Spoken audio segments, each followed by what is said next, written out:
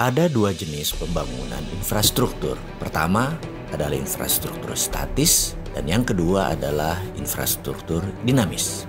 Pembangunan jalan tol, pelabuhan, bandara adalah kategori sebagai pembangunan infrastruktur statis. Sifat dari infrastruktur statis adalah penunjang kegiatan infrastruktur dinamis. Karena itu infrastruktur statis dibangun di banyak negara setelah siap pemakainya. Di Amerika misalnya di tahun 1940 sampai 1961, Amerika membangun infrastruktur statis besar-besaran.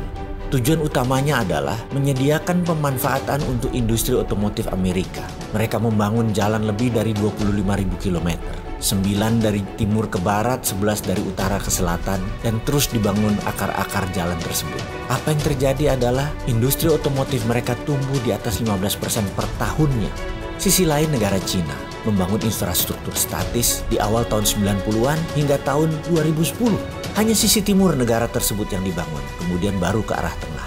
Karena sisi timur Cina adalah daerah produksi dan daerah pelabuhan untuk pendistribusiannya ke internasional. Membangunnya terbesar pun adalah jalanan dan rel kereta api. Tujuannya tak lain adalah mempermudah distribusi produk, mempermudah penunjang infrastruktur dinamis. Jadi infrastruktur dinamis adalah sektor industri.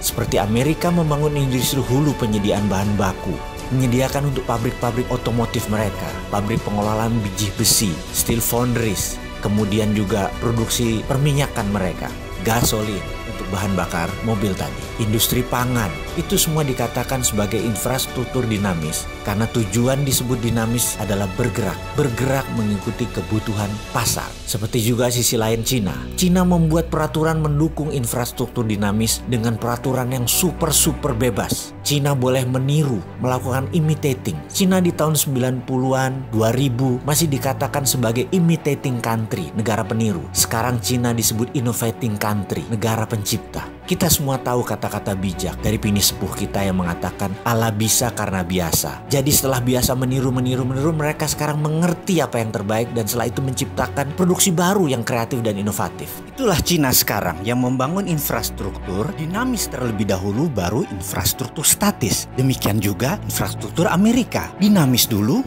baru yang statis. Kalau di Indonesia